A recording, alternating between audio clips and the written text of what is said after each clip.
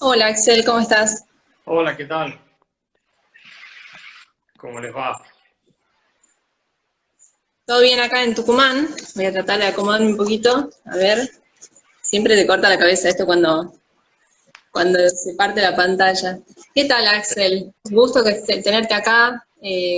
Axel Kaiser, se lo conocen muchos de los que nos siguen, es filósofo chileno, un gran referente de las ideas de la libertad. Y bueno, tenemos varias preguntas para esta noche. Yo soy Celeste, soy la coordinadora de proyectos de Federalismo y Libertad. Y bueno, primero que nada, ¿cómo te trata la cuarentena, lo que queda de la cuarentena? Ya. Y como a todo el mundo, mal yo creo, Ujú. me parece que cuando se escriba la historia de este periodo, más adelante se va a llegar a la conclusión de que las cuarentenas, como se aplicaron, no eran necesarias, o por lo menos no tuvieron los efectos que se esperaba y que el costo excedió con creces los beneficios. Eh, si es que hay una política del pánico que se ha llevado adelante, que uno hasta cierto punto podía entenderla al principio cuando no se sabía demasiado sobre la enfermedad, pero a estas alturas insistir con cuarentenas aún cuando no existe evidencia concluyente de que estas sean la mejor alternativa y teniendo a la vista los costos que implican incluso en términos de vida humana, me parece que es insensato. Totalmente, bueno, acá no la estamos pasando mejor, así que a mí me gustaría preguntarte por qué, en el caso de Chile, sectores como la derecha de Osandón están a favor de la reforma de la Constitución. Y si consideras que en lugar de criticar la constituyente, los sectores no de izquierda, liberales, conservadores, deberían articular una alternativa que sea lo suficientemente competitiva. Mira, el tema constitucional en Chile es una de esas cuestiones que tiene una connotación religiosa. Las sociedades de pronto abrazan ideas que son absolutamente desconectadas de la realidad, que tienen una especie de fuerza casi mística, yo te diría, para sus partidarios. Eh, y que proponen reformas, transformaciones o caminos a seguir, luego de los cuales nos acercaríamos al paraíso. ¿Ok? Y en Chile la discusión constitucional es eso, no es racional, es una cuestión más bien emocional, es una cuestión que tiene que ver con ideas que se instalaron desde un grupo muy minoritario de intelectuales, de izquierda sobre todo, y que insistieron permanentemente, ya durante décadas incluso, en que había que cambiar la constitución. Nuestra constitución ha sido reformada cientos de veces. De hecho, las últimas grandes reformas fueron en el año 2005 con el presidente socialista Ricardo Lagos. Más de 50 reformas aprobadas por Congreso Pleno. En ese minuto Ricardo Lagos se saca la firma de Pinochet y entra la de Ricardo Lagos con todos sus ministros y ellos anuncian, en palabras del mismo Lagos, que Chile por fin tenía una constitución democrática y que el tema constitucional estaba terminado. Este es un presidente socialista. Se hicieron todas las reformas que quiso el gobierno en esa época y con los apoyos transversales de derecha e izquierda.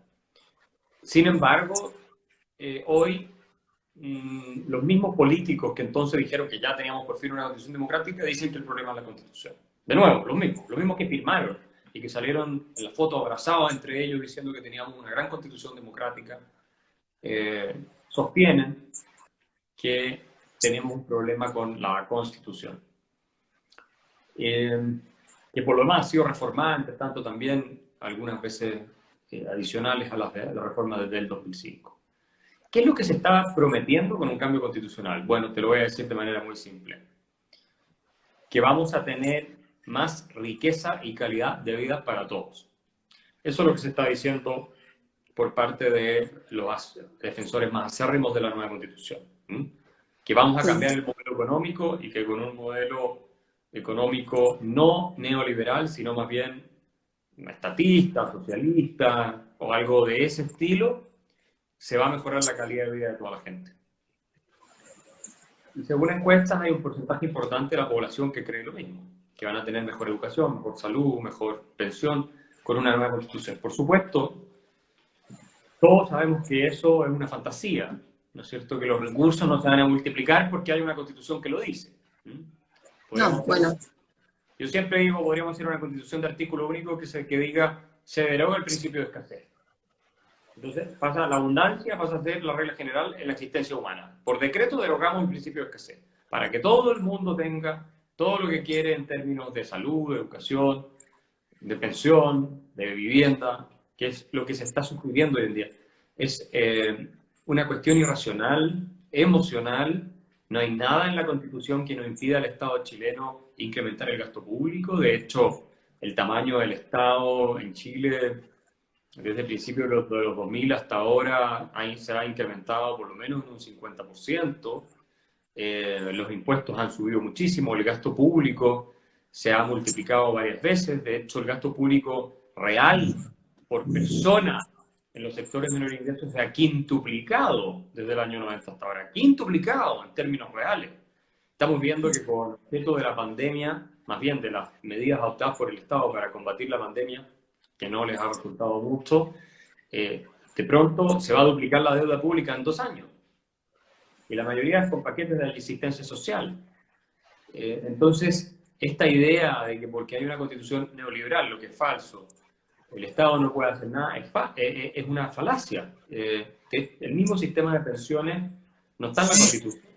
Las pensiones chilenas privadas que ustedes tuvieron y que los Kirchner, ¿no es cierto?, lo terminaron por destruir, confiscando los fondos de los ciudadanos argentinos, no está en la Constitución chilena ese sistema. O lo podrían cambiar en un día si tuvieran las mayorías en el Parlamento, y Michelle Bachelet las tuvo, ¿ok?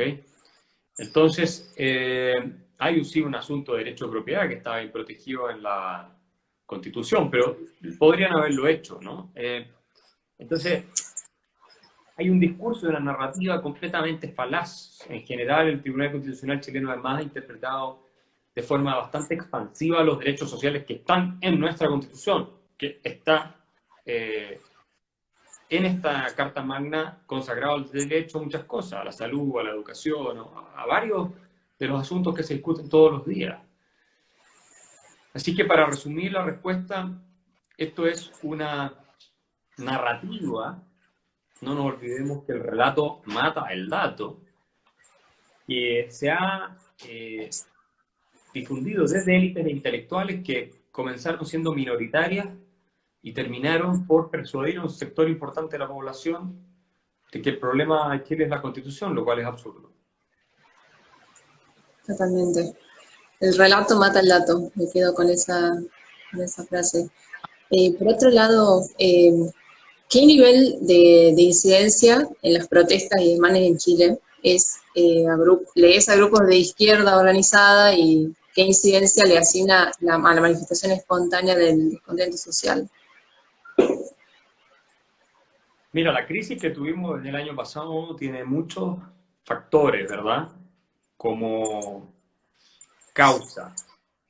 Yo te diría que uno de los más relevantes fueron las reformas económicas que hizo Michelle Bachelet en su segundo gobierno, antes del actual gobierno de Piñera.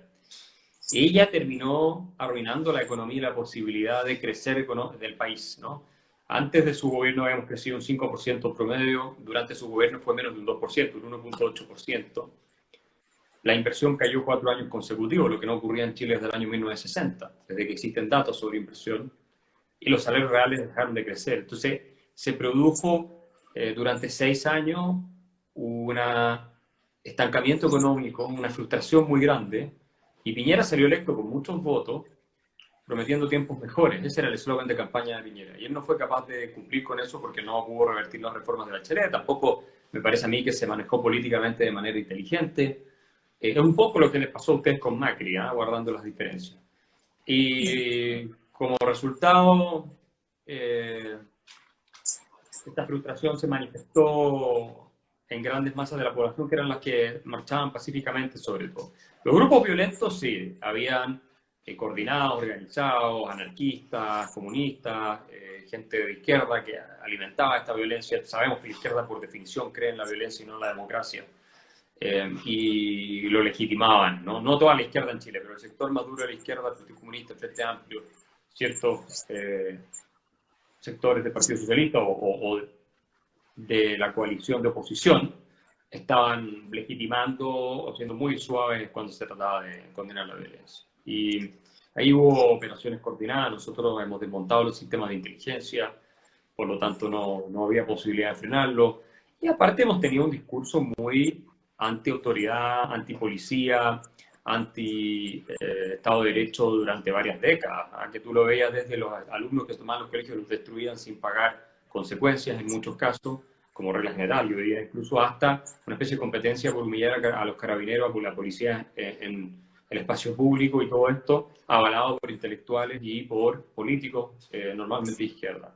Y se horadó así culturalmente la base del Estado de Derecho en Chile, que es un poco lo que pasa también en Estados Unidos, en los estados demócratas, cuando tú ves la destrucción que se generó luego de la muerte de Floyd en Estados Unidos, a quienes les afectó sobre todo fue a los gobiernos de izquierda, digamos, a los estados de izquierda, municipalidades de izquierda, porque no creen en el derecho de propiedad, en el Estado de Derecho como corresponde, y tienen un complejo tremendo respecto de utilizar la violencia organizada del Estado en el marco del rule of law para frenar la violencia de grupos a los cuales ellos en su sociología más bien de izquierda socialista los ven como víctimas del orden social, ¿no? Entonces, siempre ha existido en la izquierda esa pulsión antisistémica, ¿no?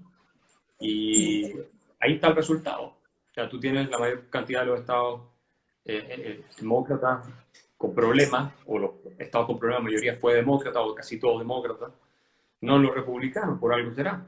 Y en Chile tuvimos un escenario similar, ¿no?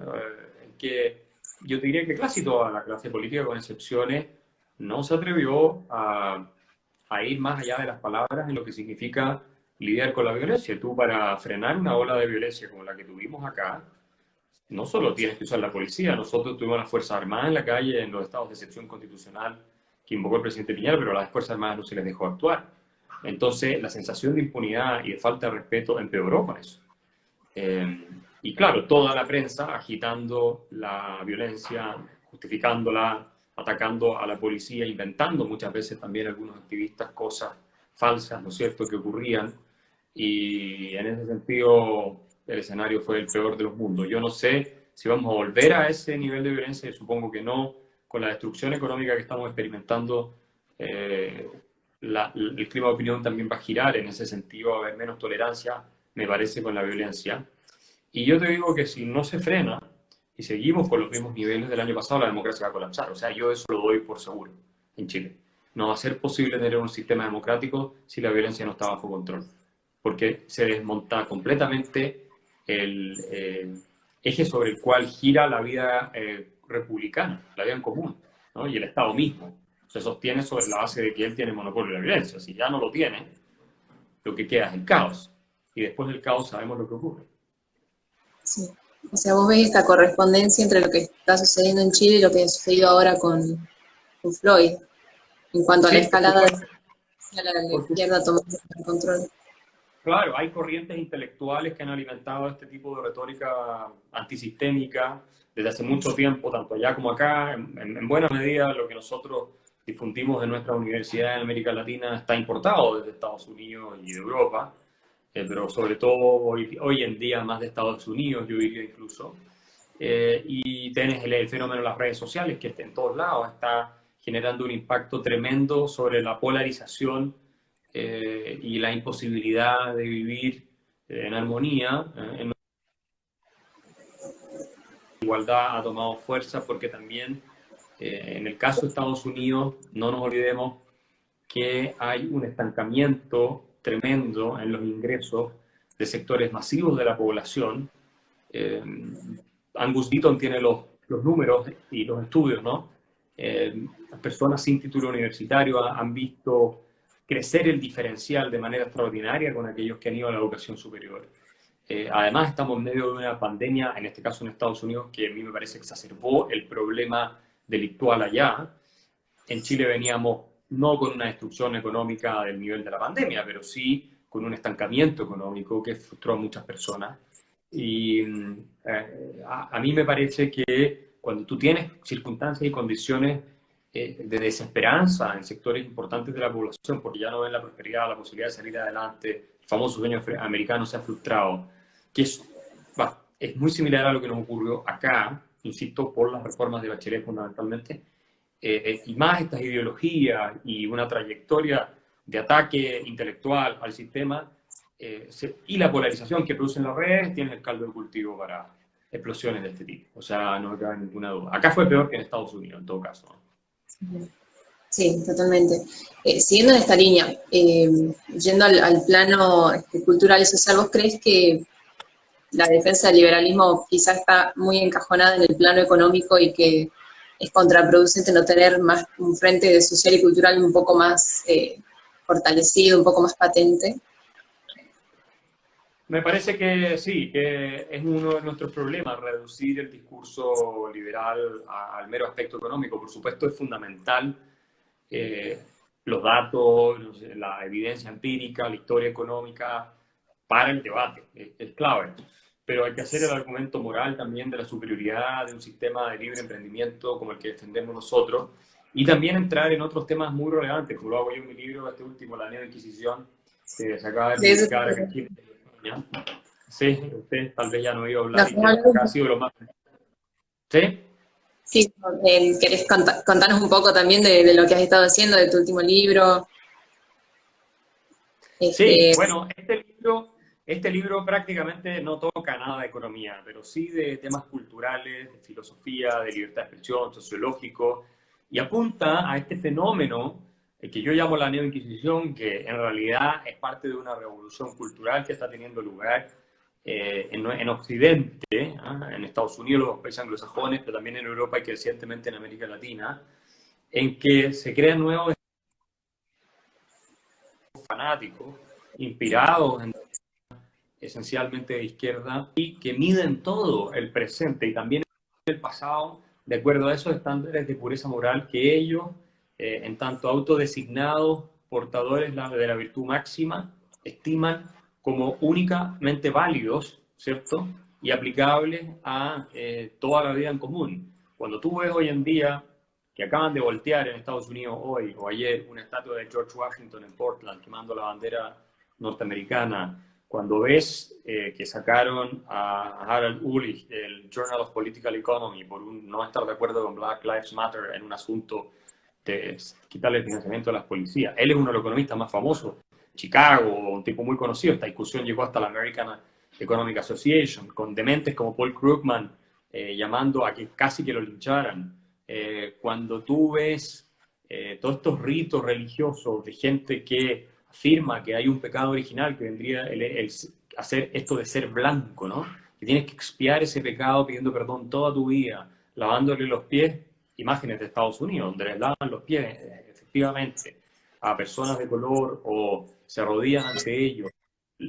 Todo este ímpetu religioso es parte de esta neoinquisición que es completamente intolerante y busca destruir la reputación, la credibilidad, la carrera de cualquier persona que no se ajuste a los dogmas que esta neoinquisición ha creado de la cultura del victimismo. Detrás de todo esto se encuentra la idea de que vivimos en sociedades opresivas, burguesas opresivas, que marginan y discriminan a distintos grupos en beneficio de fundamentalmente el hombre blanco heterosexual. Ese es el diagnóstico establecido y como lo plantea también Jonathan Haidt de la Universidad de Nueva York, y habría que entonces rebelarse en contra de este orden y por tanto atacar todas las señales y símbolos que confirman dicho orden. Al punto hemos llegado que J.K. Rowling, la autora de Harry Potter, está siendo hoy día atacada masivamente. Incluso se ha planteado por una carta en la editorial que le publica sus libros, de varios de los 100 personas de esa editorial, que no le publiquen más los libros, unos de cuentos infantiles que está sacando ahora, porque ella sostuvo que el sexo biológico existe. Eso es todo lo que sostuvo y está siendo atacada masiva. Esa es la neoinquisición. Realmente es el colapso del espacio público como una esfera de deliberación racional, argumentos basados en la razón y la evidencia, para reemplazarlo por un hipersubjetivismo, un irracionalismo, como lo llamaría Karl Popper, en el cual ni la lógica ni la evidencia juegan un rol, sino solamente la subjetividad de quienes están planteando sus puntos de vista como completamente absolutos y más allá de la crítica que se les pueda formular, basado precisamente en estos principios de la evidencia lógica. Entonces, todo se trata de no ofender a nadie, y mi subjetividad es el criterio final de lo que es válido y lo que no es válido, y si se somete a prueba, están siendo racistas, homofóbicos o transfóbicos o cualquiera de todas esas cosas, que son las etiquetas por excelencia que utiliza la neoinquisición para descalificar a quienes no comparten sus dogmas de fe. Y es un nuevo movimiento revolucionario cultural plagado de fanáticos que va a terminar con una contrarreacción muy fuerte, yo creo. Totalmente. Al caso de J.K. Rowling también se le suma otro por ahí menos conocido, de RuPaul, que es un entertainer de allá de Estados Unidos, que tiene unos programas, realities de drag, de gente que hace drag, y que también ha tenido una opinión que no le ha caído bien a la comunidad LGBT, pero en realidad no es la comunidad tanto, sino un sector. Entonces ya al momento de opinar, uno está todo el tiempo con miedo a caer en esa demonización de parte de grupos grandes de izquierda y de estos sectores radicalizados, ¿no? Bueno, Claro, yo... sí. Sí. Ah, no, te quería preguntar, antes de que se me pase, si te ibas a animar después a Tucumán a venir a presentar tu libro, porque la verdad es que me parece que es parte de una discusión que está haciendo falta, ¿no? La discusión no Sí, tanto económica. sí, Sí, con sí, el tiempo vamos a ver si está disponible en Argentina. Estaban tratando de llevarlo para distribuirlo en Argentina. Creo que ustedes tienen este problema hace tiempo. Y si es así, se puede hacer alguna gira, tal vez lo presente por esos lados, cuando la pandemia ya esté superada y se permitan reuniones de más personas. Pero lo que sí es importante destacar es la autocensura, ¿ves? Los regímenes autoritarios, totalitarios, asfixian la libertad de expresión por la vía más bien legal y coactiva. Pero en el clima que estamos viviendo hoy es el miedo a grupos organizados de estos inquisidores, de estos fanáticos, muchas veces en los sectores de edad más jóvenes, que se lanzan en contra de quienes se atreven a publicar una investigación o emitir alguna opinión que no está de acuerdo a su religión. Yo diría que son religiones prácticamente, y los destruyen. Lo sorprendente es la cobardía que uno observa en autoridades empresariales, del mundo público, político, incluso académico. Nadie defiende a la persona que está siendo perseguida, pensando que si lo hacen, ellos mismos van a pasar a convertirse en un blanco de ataque de estos inquisidores, lo cual es cierto.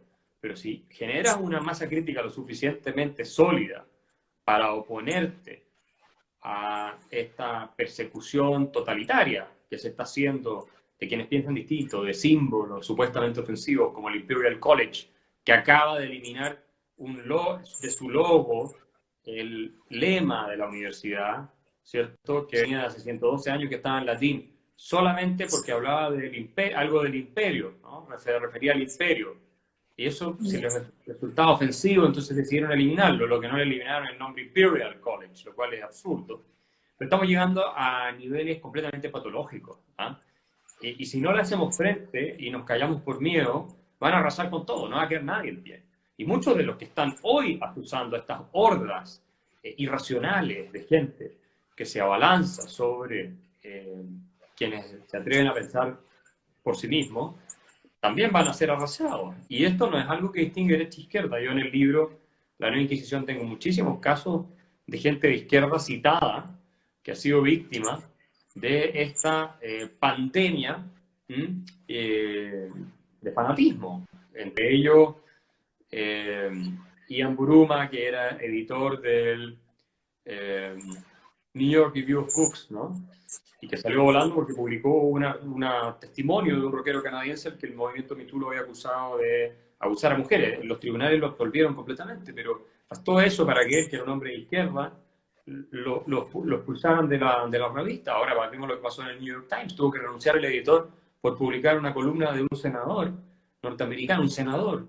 ¿Cómo no va a haber algo de mayor interés público que publicarle esa columna al senador?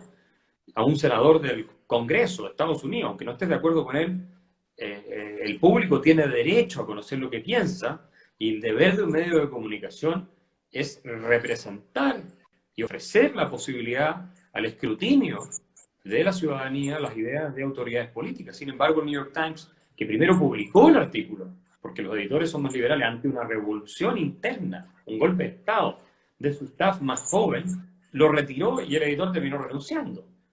Eso es transitar de un clima de una sociedad abierta, donde hay tolerancia, no por eso te va a gustar lo que te lo dice, a uno que es más bien totalitario.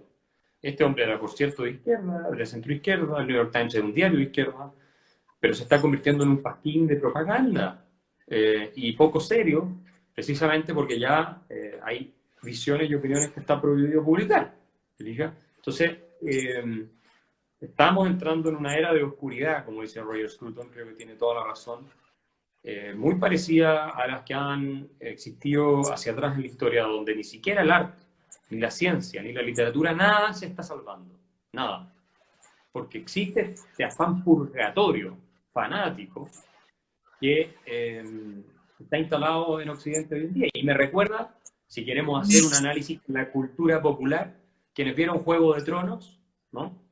La serie de HBO, cuando se instalan estos religiosos ahí en la capital y empiezan a crear una especie de teocracia, donde empiezan a limpiarlo todo y a condenar a las personas, una purga que se produce de acuerdo a los estándares de moral de estos supuestos santos que estaban instalados ahí, después los vuelan en pedazos, ¿no? Pero ese fenómeno psicológico que ahí se retrata en el libro, y que no es nada nuevo en la historia de la humanidad, es algo parecido a lo que estamos viendo hoy día, con estas hordas de fanáticos que están en todos lados buscando cualquier señal para decir que hay un grupo que está siendo victimizado, oprimido, ofendido, y declararse indignados, porque eso es lo que les provee estatus social hoy en día, la indignación y la victimización.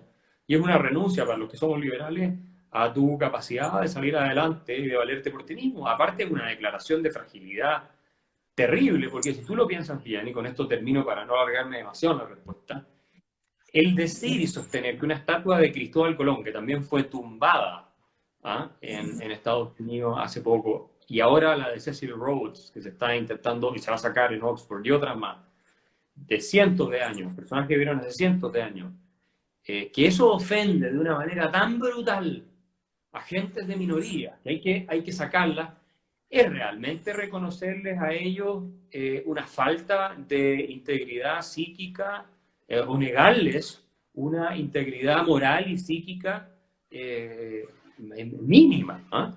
Esto es como que los irlandeses también se sintieran afectados por estatuas que existen en honor a ciertos reyes que estuvieron, ¿no es cierto?, gobernando el trono en Inglaterra y que los persiguieron y los aplastaron y los masacraron. Pero con ellos no existe ese problema, porque se asume que ellos sí tienen esa fortaleza para resistir a lo que podría ser la ofensa de tener estatuas de estos monarcas ahí, o los sentimientos que podrían herirle, pero no se les confiere la misma capacidad de resistir psicológicamente y hacer un juicio diferenciado, racional y maduro a los miembros de determinadas minorías. Por lo demás, muchos pertenecientes a estas mismas minorías dicen que todo esto es absurdo, ¿no?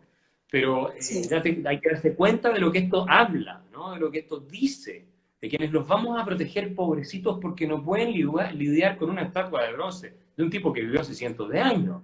O sea, es una cosa completamente despectiva hacia esos mismos grupos que supuestamente se pretende proteger. Es lo mismo que el concepto de white guilt, de culpa blanca, donde se sostiene que los blancos son culpables y responsables de todo lo malo que le ha pasado a los afroamericanos en Estados Unidos y lo siguen siendo.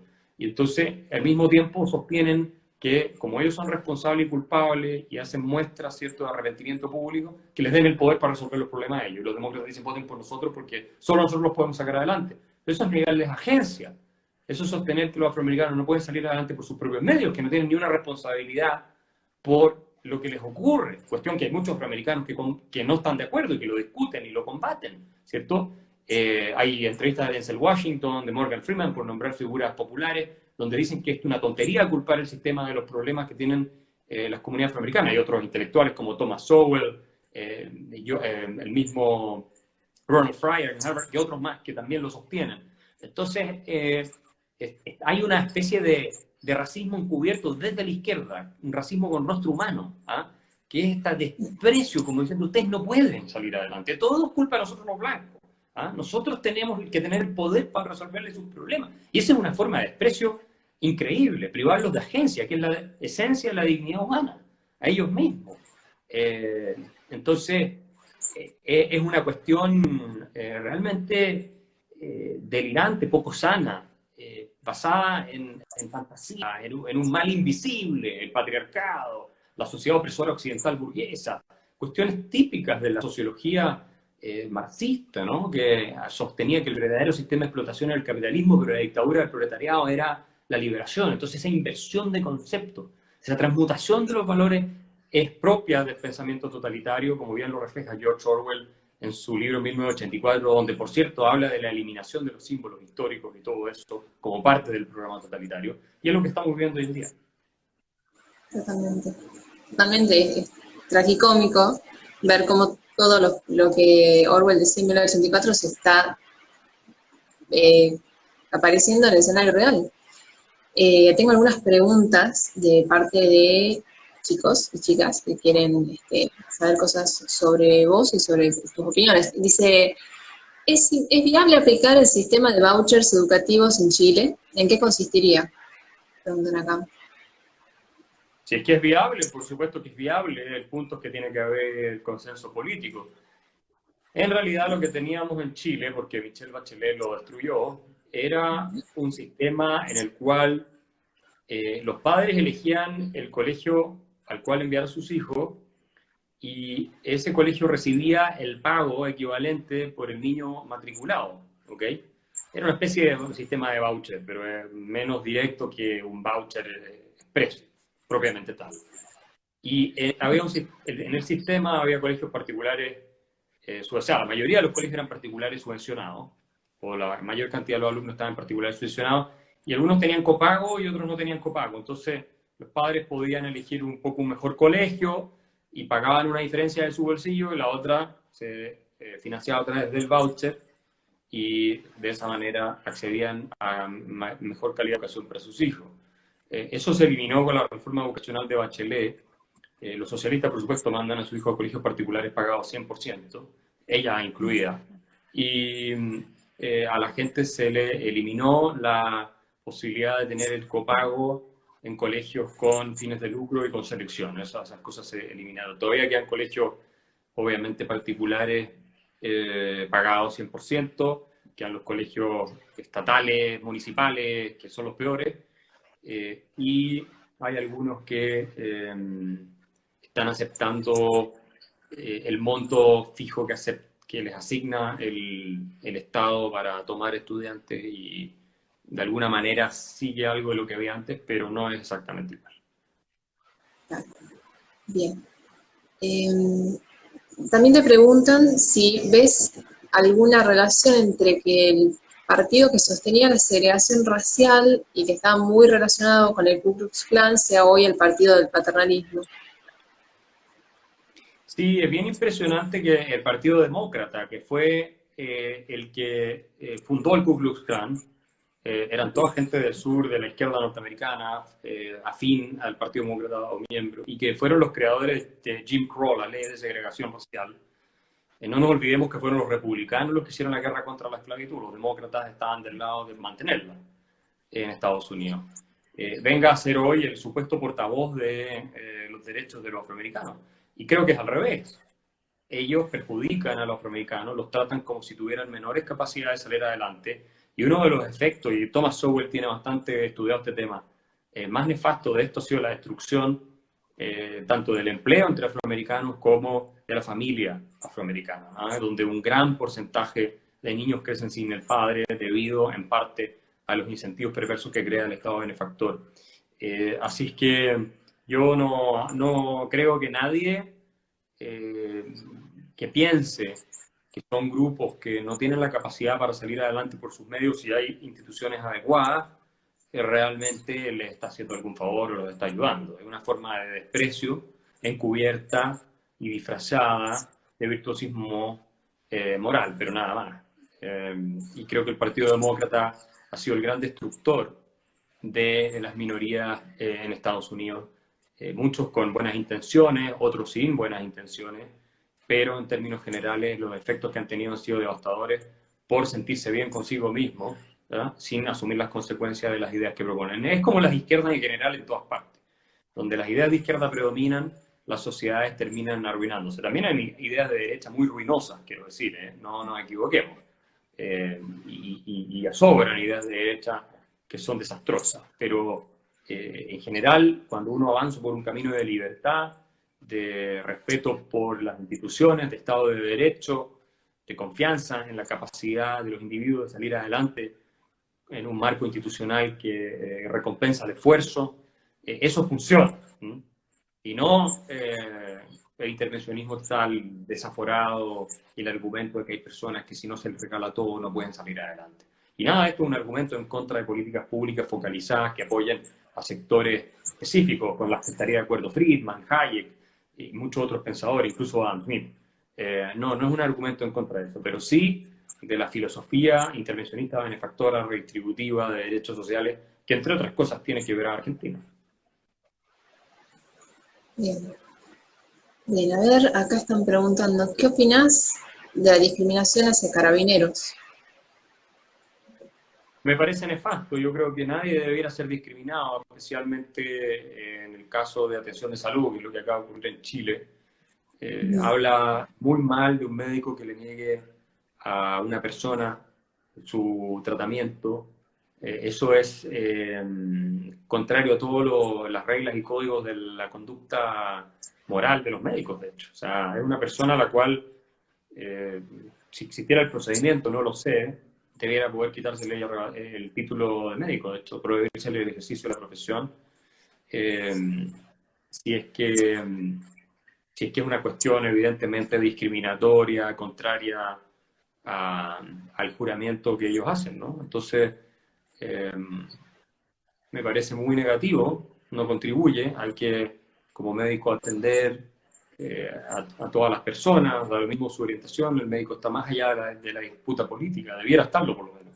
Y eso es lo que les da confianza a la ciudadanía en su cuerpo médico. El día que los médicos se politizan y se polarizan, ya la ciudadanía no tiene más fe en el cuerpo médico.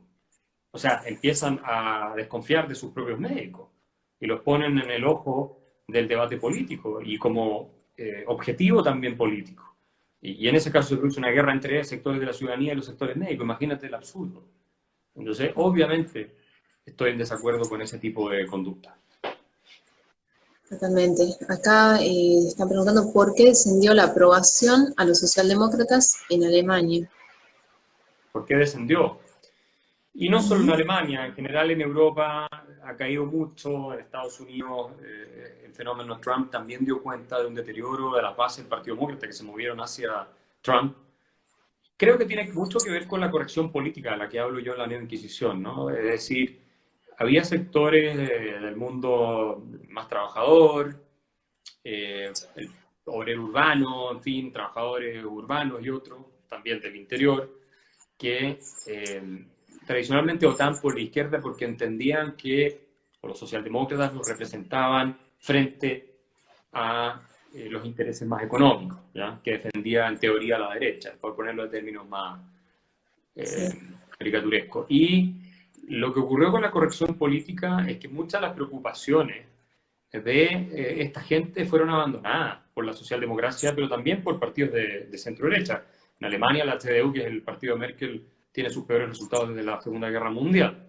Y eso, porque se contagió de corrección política. Merkel finalmente es socialdemócrata, no es otra cosa.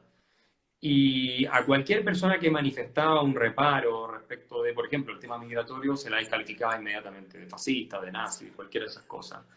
Lo mismo con el salvamento a los países de Europa por la crisis del euro y otros temas que angustiaban y angustian a los ciudadanos europeos. En el caso del Brexit fue lo mismo. A los partidarios del Brexit se les descalificó por todos lados, como xenófobos, gente terrible.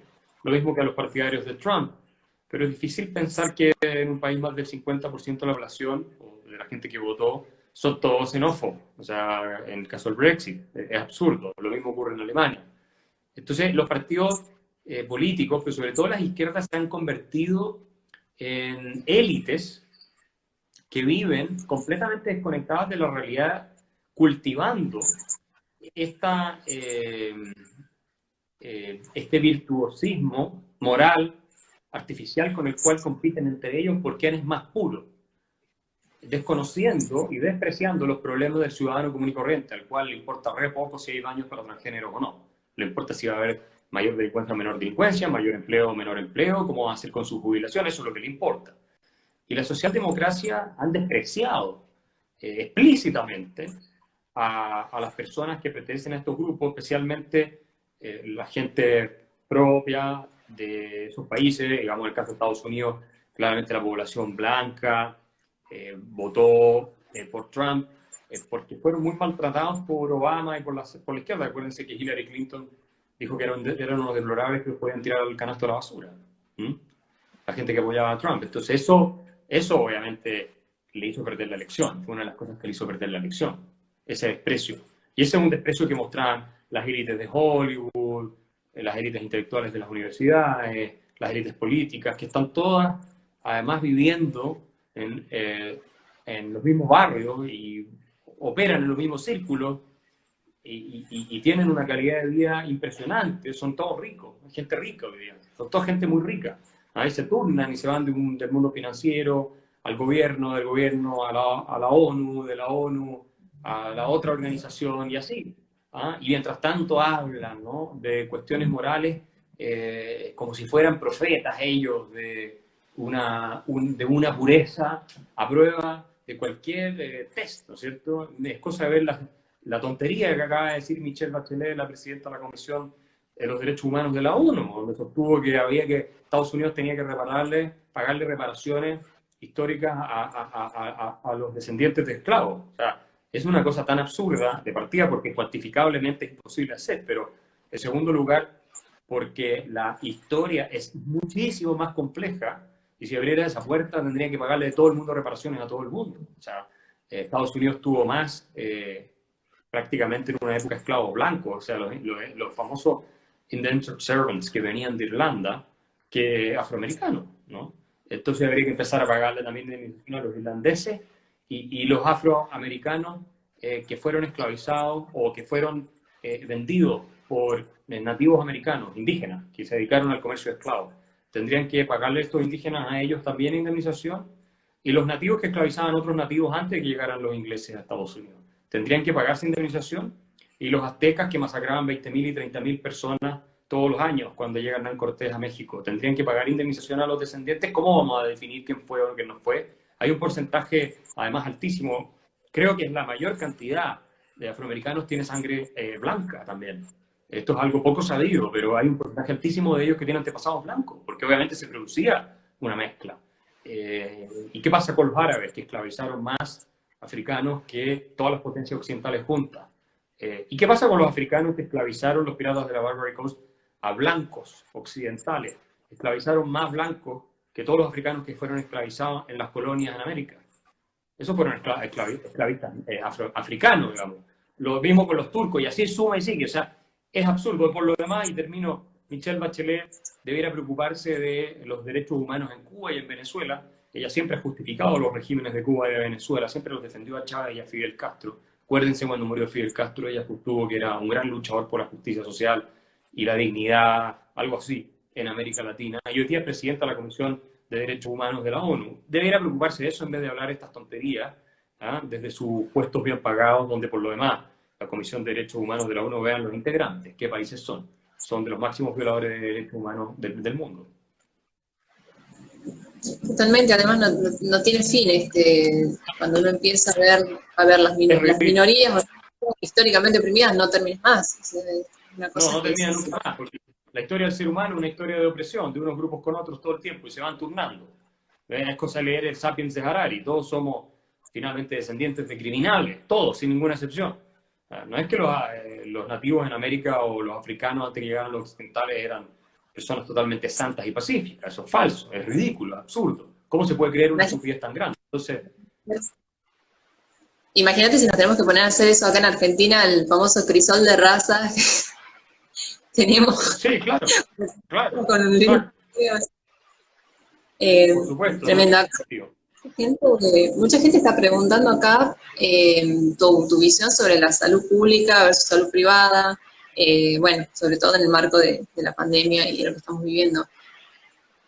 Eso por un lado, y por el otro están preguntando qué pasa, porque vos decís que la izquierda estaba muy desconectada de las necesidades de la sociedad, y muchos entraron a decir, bueno, pero ¿qué pasa con la derecha? Yo la veo más desconectada. Si quieres responderles. Pero es que si la derecha estuviera más desconectada, yo estoy haciendo el análisis, sobre todo en Europa y Estados Unidos, ¿por qué ganó el Brexit? Que era claramente una causa de una derecha que ni siquiera era la de David Cameron, porque Cameron es de derecha, pero él era partidario de Remain. O sea, en ese sentido también está desconectada la élite de derecha, sí, porque ha comprado el discurso de la corrección política, pero eso es lo que ha abierto el espacio para que en Alemania, por ejemplo, surja la AfD, que es el partido de derecha conservador, como era antes la CDU, la CSU, que se movieron hacia la izquierda, le dejaron el espacio para que surjan y hoy día uno de los partidos más grandes de Alemania. Lo mismo que pasa con Le Pen en Francia. ¿Por qué surge Le Pen con tanta fuerza en Francia? Efectivamente, las élites de derecha típicas, tradicionales, se acomodaron y también están en el discurso de la corrección política que se desconecta de los intereses ciudadanos. ¿Por qué surge Vox en España con tanta fuerza? Vamos a ver hasta qué punto llegan, pero han obligado a corregir el debate hacia las posiciones que ellos están representando porque ya no estaban siendo manifestadas en los círculos de las élites. Están demasiado cómodas las élites en el mundo, políticas, intelectuales y también financieras. Y han creado un culto en el cual están tan seguras de su superioridad moral que porque dicen algo creen que el mundo lo va a seguir. Si lo de Trump fue una sorpresa tan gigantesca para todos los periodistas en Estados Unidos, yo tengo el caso citado en mi libro, ¿no? Explicado con datos y con papers, y resulta que la mayor cantidad de los periodistas de Estados Unidos, más del 90%, vota demócrata y vive en barrios donde el Partido Demócrata saca una diferencia gigantesca sobre el Partido Republicano. Entonces ellos viven en una burbuja. No se pudieron llegar a imaginar que Trump podía ganar. Por eso tú los veías histéricos llorando en televisión la noche en que ganó Trump. A mí no me gusta Trump, pero hay que decir que esta desconexión absoluta de la realidad del resto de la población y creer que porque estás defendiendo de daños transgéneros tú eres una mejor persona que el resto y que todo el mundo te tiene que seguir, es una de las razones por las cuales han creado el monstruo al que más miedo le tienen. Es completamente fuera de todo sentido común lo que está pasando. Y toda gente, además, insisto, gente que vive muy bien, que vive rica, vive en los buenos barrios, no tiene que convivir con los efectos negativos, porque los tiene muchos positivos, pero también negativos de la inmigración, por ejemplo. Eso no les toca vivir a ellos. Entonces, después se sorprende Lady Gaga, o se sorprende Katy Perry, porque ella dijo que iba a votar por Hillary y Hillary perdió, porque cree que porque ella es Katy Perry todo el mundo va a hacer lo que ella quiere. No se olviden ustedes que Hillary tuvo apoyo transversal de todos los actores de Hollywood prácticamente, de los artistas. Entonces estaban convencidos de que, claro, como yo soy chair y me voy a ir a vivir a Canadá si sale Trump, algo así dijo, creo que al final no se fue. Entonces la gente me va a seguir porque yo soy tan fantástica viviendo en mi mansión de 5.000 metros cuadrados en algún lugar en Beverly Hills o quién sabe dónde, que por supuesto que la gente, si es un mínimo inteligente, va a tener que apoyarme porque yo sé mejor que ellos lo que es bueno. Ese desprecio que han mostrado todas estas élites culturales y ahora se está repitiendo en la historia, a la gente llegó un punto en que la saturó y dijo no queremos más. Y estoy seguro que muchos votaron por Trump, no porque les gustara el personaje, sino por rechazo a cómo habían sido tratados en los discursos por parte de estas élites en Estados Unidos. Yo tengo una entrevista que le hago a Jonathan Haidt, el profesor de Psicología Social de la Universidad de Nueva York, está publicada en la revista Átomo que sacamos acá en Chile en la Fundación por el Progreso. Y Haidt, que es una estrella de la psicología social, una persona de centro-izquierda moderada, él sostiene que este desprecio sistemático fue precisamente una de las razones por las que se votó por Trump. El desprecio en contra del promedio hombre blanco de Estados Unidos, ¿no? Que se le maltrata y el cual tú puedes insultar y denostar, porque no puedes burlarte de ningún grupo salvo este, ¿no? Como un primitivo, xenófobo y racista y todas esas cosas. Y por supuesto que hay resentimientos acumulados en contra de esa forma de trato, ¿no? Y ahí están los resultados. Es una tragedia, me parece a mí, porque Trump es un personaje que polariza, es un personaje complejo, pero es el resultado de lo que sembraron los demócratas. No cabe ninguna duda. Y eso lo dice también Mark Lilla, profesor de la Universidad de Columbia, que es demócrata, en su libro Beyond Identity Politics, ¿no es cierto? The Once and Future Liberal. Él explica por qué perdieron los demócratas. Dice, esa es la razón. Entonces, no es un análisis partisano esto, ¿no? Sino trasciende las fronteras de los partidos políticos. Bien, yo te quería preguntar con respecto al caso argentino, ¿cómo nos viste en esta pandemia? No sé si habrás notado toda la adhesión inicial que tuvo, o el gran apoyo político y de la sociedad que tuvo Alberto Fernández cuando empezó todo.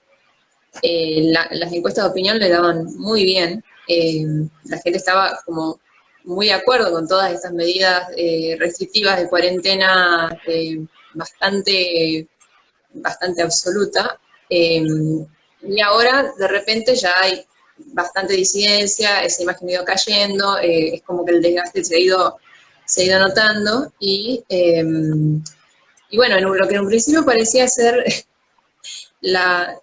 no sé, una aceptación digamos, de este sistema medio stalinista, ahora está virando quizás hacia un despertar liberal de la sociedad, por supuesto, racional, desde el punto de vista de que, a ver, la gente que tenía sus negocios ha tenido que cerrar la persiana a veces permanentemente, los problemas económicos se han empezado a ver de manera más patente a muchos niveles, y mi pregunta es ¿cómo ves vos el desarrollo de la cuarentena acá en Argentina, en lo que sería lo político?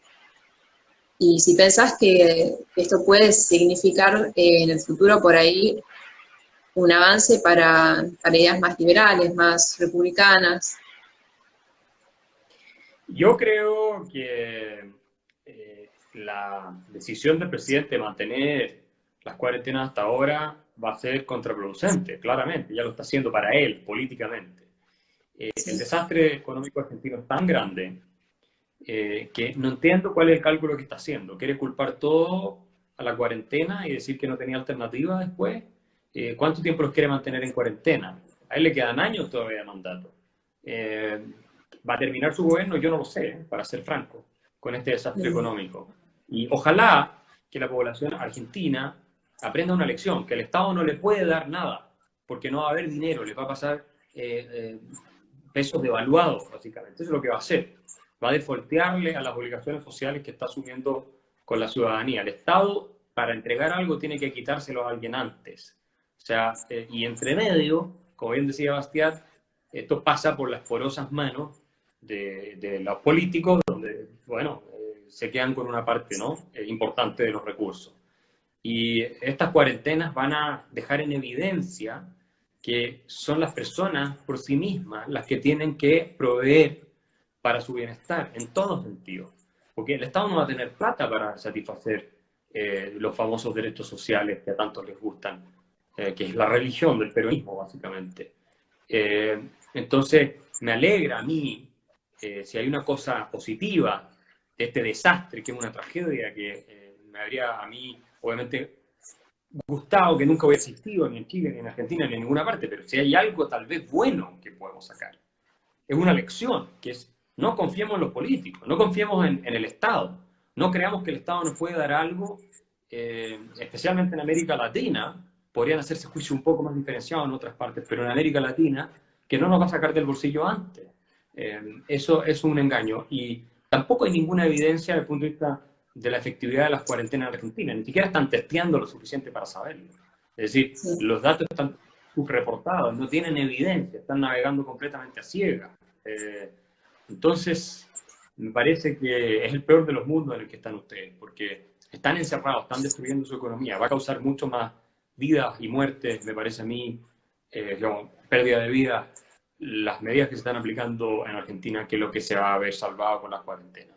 No tiene ningún sentido. Y el presidente Fernández está en un juego muy peligroso incluso para él. Es muy poco sensato lo que está haciendo. Y me parece bien que la ciudadanía despierte y también que defienda el derecho a propiedad con toda esta expropiación que están pensando con Vicentín, que me parece ya claramente en la dirección de Venezuela, y que con ese argumento se podría estatizar cualquier empresa, digamos así, porque si una empresa está produciendo, pero no está produciendo lo suficiente de acuerdo al gobierno, el día de mañana van a decir, no, es que utilidad pública, necesitamos más producción, la vamos a expropiar. Entonces, es un camino muy peligroso, nosotros lo tuvimos en Chile en los 60, particularmente con Salvador Allende, terminó siendo colapsar la democracia. Bueno, Venezuela, miren lo que es. Entonces, ojalá que esto no se concrete, que los tribunales frenen al gobierno en su afán autoritario, ¿no?, de control de propiedad privada, y la ciudadanía también se movilice, como he visto que lo ha hecho, para decirle a Fernández y a la clase política, nosotros no vamos a tolerar esto, no queremos seguir el camino de Venezuela, especialmente con los tiempos que se vienen, que van a ser desastrosos. Totalmente. Acá te están preguntando, queremos saber qué opinión tienes sobre el día sin IVA en Colombia, el día sin IVA en Colombia para reactivar la economía, y si conoce alguna medida similar en otro país con resultados de éxito. Sí, Álvaro Uribe estaba hablando bastante de eso.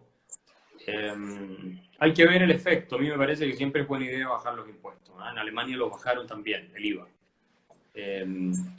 Lo redujeron sustancialmente. Y yo estoy de acuerdo. Lo ideal es que venga sea para siempre. O sea, ojalá que lo rebajen de manera o lo eliminen de manera permanente. Pero eso no va a pasar. Y el punto es el endeudamiento fiscal. Nosotros en Chile estamos hoy día duplicando el endeudamiento fiscal en un par de años.